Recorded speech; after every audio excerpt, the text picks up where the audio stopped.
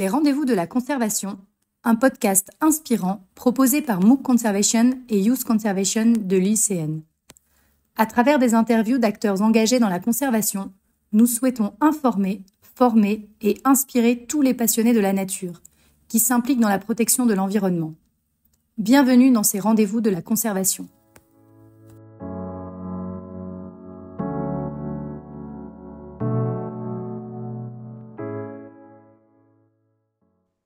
Bonjour Justin, je suis ravie de vous recevoir aujourd'hui pour un nouvel épisode de notre podcast Les rendez-vous de la conservation.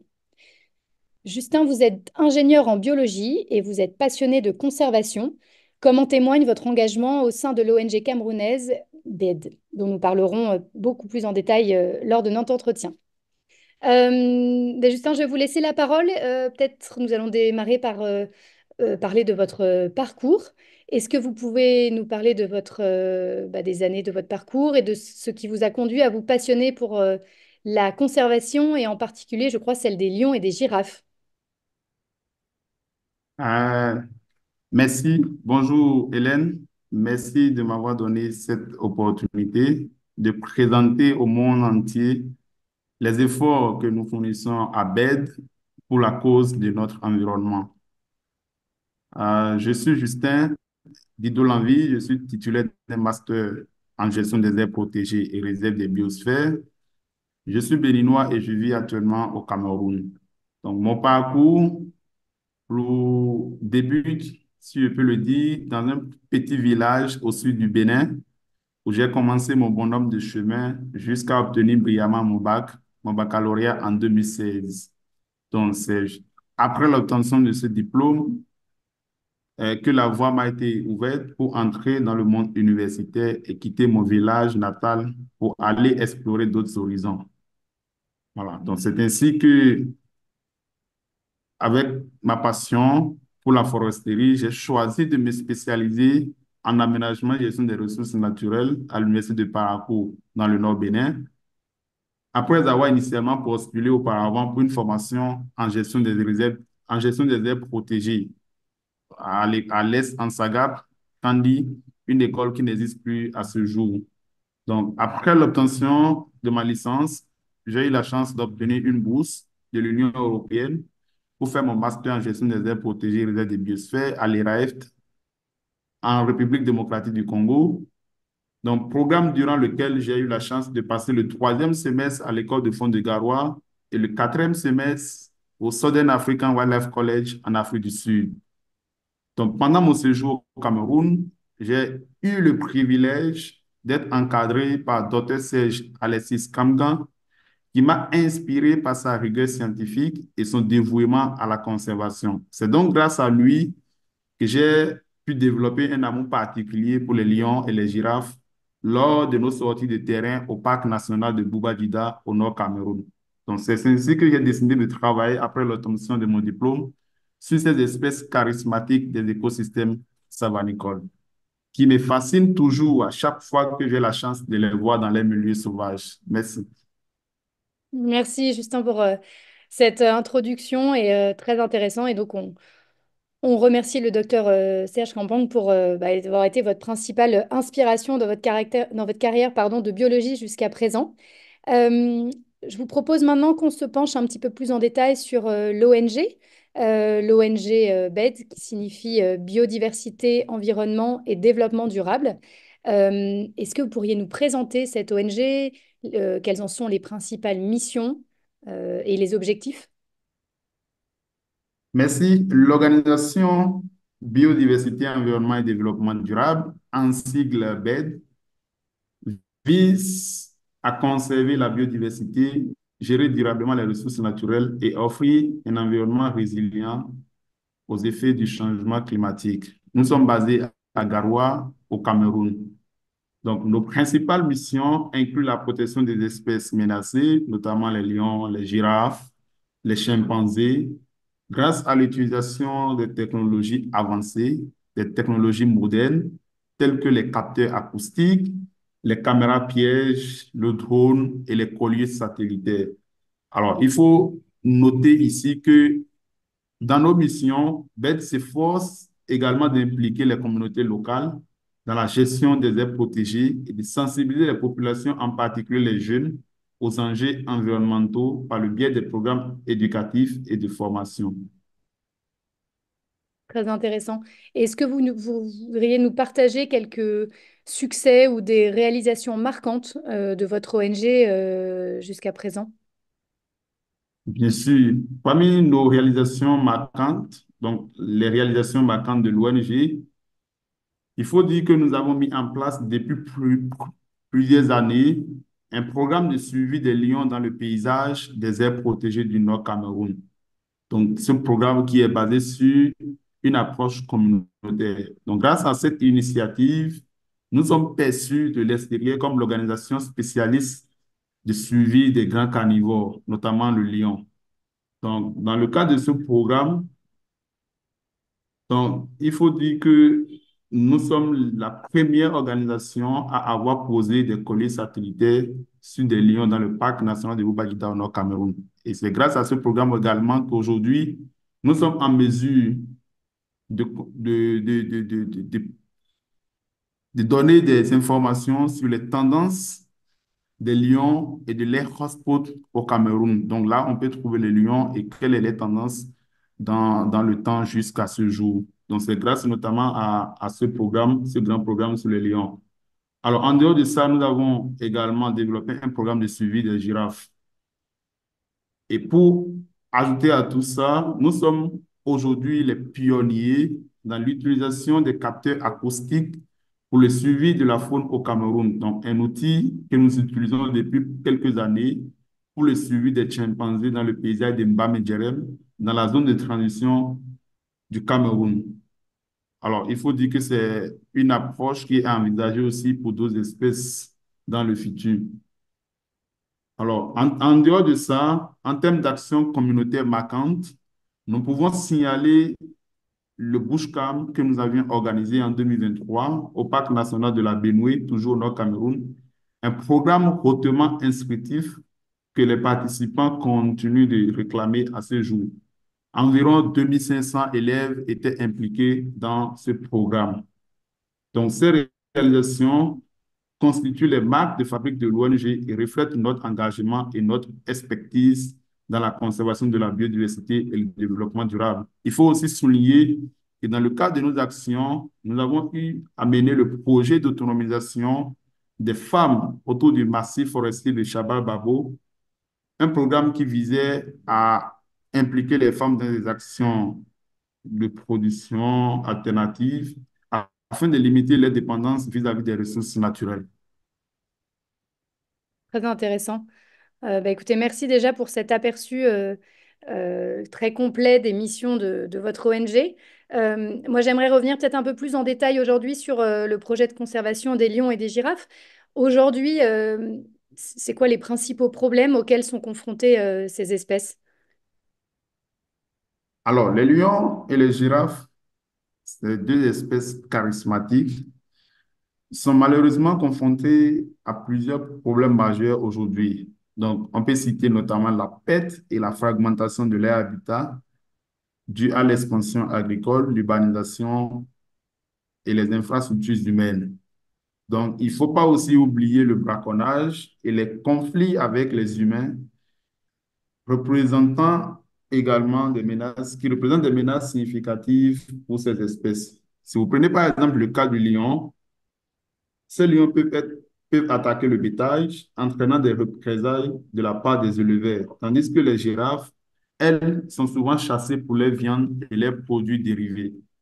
De plus, les deux espèces sont affectées par les changements climatiques, notamment qui altèrent l'habitat et réduisent la disponibilité des ressources alimentaires, compromettant ainsi les suivis et leur reproduction. Donc, ce défi souligne l'urgence de renforcer les efforts de conservation et de développer des stratégies efficaces pour protéger ces espèces. Et justement, quand on parle de stratégie ou de programme spécifique, est-ce que vous pourriez un petit peu détailler? Vous avez parlé, notamment, c'est très intéressant, je pense que ça intéressera nos auditeurs, de l'usage des nouvelles technologies. Est-ce que vous pourriez un petit peu détailler ces programmes que vous avez mis en place? Voilà, merci. Pour protéger ces espèces, dont les lions et les girafes, notre organisation a mis en place une stratégie qui est basée sur la combinaison des nouvelles technologies et de l'approche communautaire. Alors, nous déployons ces outils, dont notamment, je peux citer déjà les colliers satellitaires, pour suivre, par exemple, les mouvements des lions et l'utilisation de l'habitat par ces félins dans le parc, donc dans le paysage du parc national de Bouba-Yida. Donc, ce qui permet une gestion proactive des conflits, par exemple. Nous formons aussi les éco-gardes et les membres ici des communautés locales que nous dénommons ici dans le cadre du projet Lyon, les gardes Lyon, en technique de suivi des grands carnivores et en gestion des conflits pour renforcer la protection des lions. Alors, pour ce qui est des girafes, par exemple, avec le soutien du Rufford Foundation et de Giraffe Conservation Foundation, nous utilisons des outils tels que le drone et les pièges photographiques à plaques solaires pour surveiller les populations et leurs habitats. Nous organisons aussi des campagnes de sensibilisation dans les écoles et villages pour promouvoir la conservation de ces deux espèces et leurs écosystèmes associés. Donc, ces efforts combinés visent logiquement à assurer une protection efficace et durable de ces espèces. Oui, on comprend. Et vous avez parlé à plusieurs reprises du rôle de jouer enfin de l'importance en fait d'impliquer les communautés locales dans la conservation des lions et des girafes. Donc quel rôle aujourd'hui elles jouent et comment vous, votre ONG aussi les accompagne sur le terrain pour pouvoir permettre en fait une coexistence aussi entre guillemets pacifique et limiter les conflits hommes-animaux. Alors, ces communautés locales, il faut le dire, jouent un rôle très essentiel dans la conservation des lions et les girafes en participant activement à diverses de nos initiatives. Alors, elles aident à prévenir, par exemple, les conflits en étant impliquées dans des programmes de sensibilisation et de gestion des conflits, ce qui réduit les représailles contre les animaux. Alors, les gardes lions issus des communautés locales formés assurent le suivi de ces espèces à l'aide des outils comme CyberTracker grâce à leurs connaissances approfondies du terrain. Bon, en outre, il y a les programmes éducatifs dans les écoles et les villages pendant lesquels nous sensibilisons les communautés sur l'importance de la conservation, favorisant ainsi des comportements positifs de la part de ces communautés locales. Donc, en établissant des partenariats comme ça, des partenariats communautaires, nous développons des solutions adaptées et soutenues localement, renforçant ainsi l'efficacité et la durabilité des efforts de conservation. Merci Justin. Et est-ce que vous voyez, vous avez un petit peu de recul maintenant depuis que vous êtes sur le terrain depuis quelques années, est-ce que vous voyez que les comportements évoluent, que les mentalités changent? J'imagine que ça prend du temps, mais est-ce que vous voyez quand même que ce que vous faites porte ses fruits?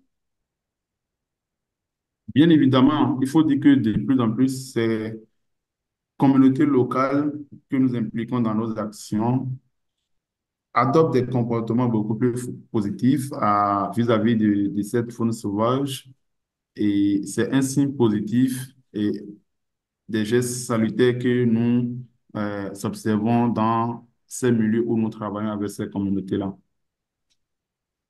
Merci. On a parlé du passé. Si maintenant on se projette vers l'avenir, est-ce que vous pourriez nous exposer un peu les projets à venir de votre ONG pour continuer justement à œuvrer pour la conservation des lions et des girafes?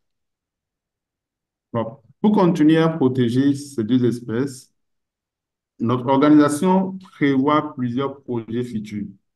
Nous avons l'intention déjà d'élargir notre programme de suivi des lions donc, en déployant davantage de colliers satellitaires, notamment dans le paysage du Pharaon et en augmentant l'utilisation des technologies telles que les drones pour mieux comprendre les modèles de distribution à l'intérieur du complexe Benoué et dans les limites transfrontalières. Parce que les colliers que nous avons déployés à Boubadida peuvent nous permettre de comprendre les mouvements avec le pacte de Sénaoura au Tchad. Mais malheureusement, jusque-là, dans le paysage du Pharaon où nous avons en population de lions, il n'y a aucun collier qui soit déployé dans ce paysage. Donc, nous envisageons de déployer aussi des colliers dans ce paysage, comprendre les mouvements dans ce paysage et aussi s'il y a des interactions avec le pays voisin, le Nigeria, de l'autre côté. Alors, nous visons également à renforcer des partenariats communautaires en créant de nouveaux programmes de formation pour les éco-gardes, les gardes lions et aussi former d'autres membres des communautés que nous allons appeler dans le cadre du projet Girafe, les Galles Girafes, afin de promouvoir des pratiques de conservation plus efficaces. En outre, nous souhaitons renforcer aussi notre collaboration avec d'autres organisations internationales pour partager les connaissances, des ressources et meilleures pratiques en matière de conservation et pour mobiliser aussi des fonds supplémentaires nécessaires pour ces initiatives que j'ai citées. Merci Justin, très intéressant. Vous avez parlé à plusieurs reprises de partenariat. Je pense qu'on est tous convaincus de l'importance des partenariats et de s'entourer des bonnes personnes pour faire avancer les projets.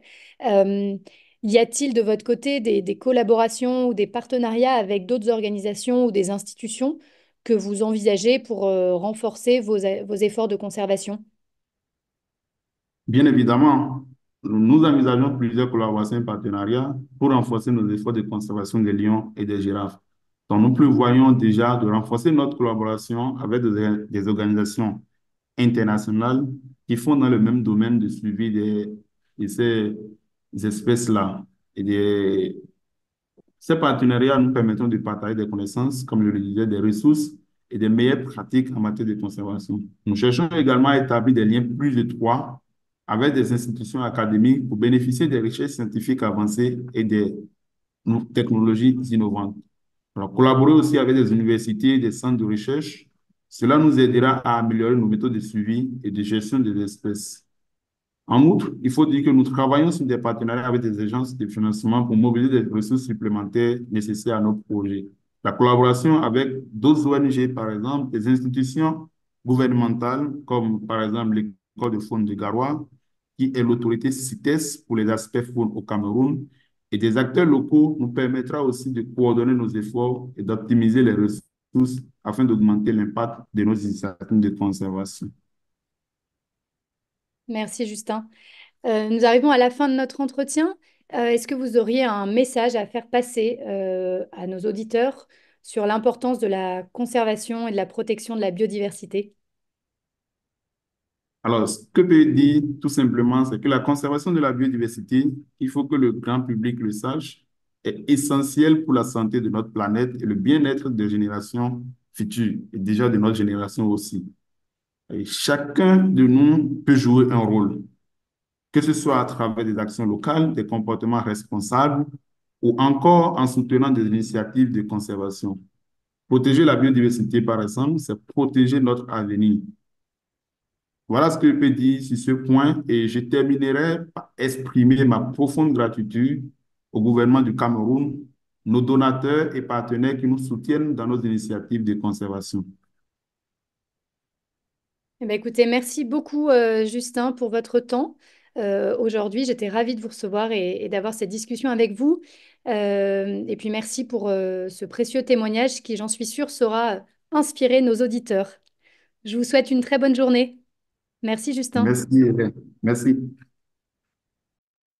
Nous arrivons à la fin de notre épisode.